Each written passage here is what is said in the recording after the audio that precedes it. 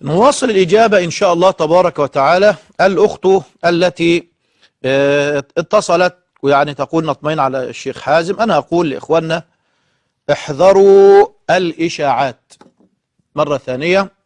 احذروا الإشاعات، فإن الإشاعات مغرضة ومقصودة في هذا التوقيت بالذات حتى تصرف الناس عن رجل وشخص بعينه، وينبغي أن ننتبه إلى هذا الأمر جيدا، وسنظل ندعم دائما حملة من أحببناه وأردناه حتى النهاية بفضل الله تبارك وتعالى. هذا ما ينبغي أن ينتبه الناس إليه، فإن الإشاعة تنطلق هنا ثم يخرج هناك خبر عاجل على إحدى القنوات أن فلان من الناس قد انسحب من سباق الرئاسة أو الترشيحات مثلا. كل ذلك مقصود، وأبين بعد هذا الاتصال.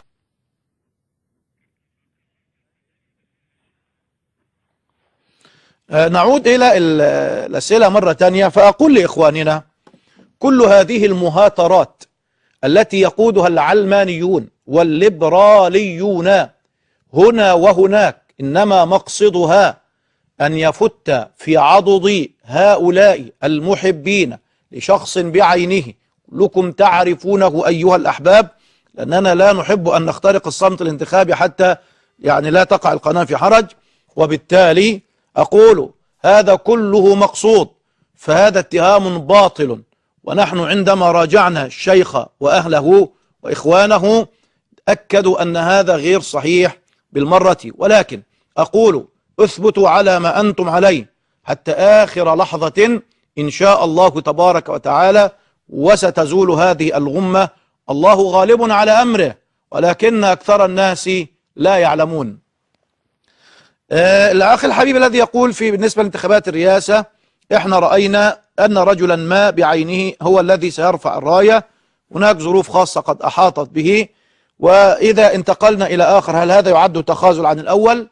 أقول نحن نريد من يرفع راية الإسلام عالية، من يكون هذا أو ذاك لا بأس ولا حرج، ولكن إذا كان هناك تأييد لشخص بعينه فما ينبغي أن ننصرف عنه نتيجة إشاعة مقصودة ومغرضة ألقيت هنا أو هناك، وهذا أمر ينبغي أن ننتبه إليه.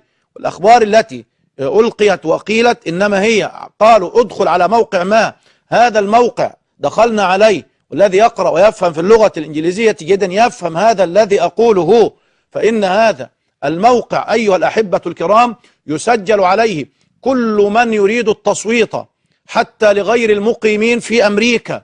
هذا أمر واضح وموجود، اقرأوا وادخلوا بأنفسكم ولكن بهدوء، ولكن لا يتم التحقق من شخصية أو الإنسان الذي يدلي بصوته إلا حين الإدلاء بالصوت لمن يحمل الجنسية فقط. هذا كلام لا أصل له إن شاء الله.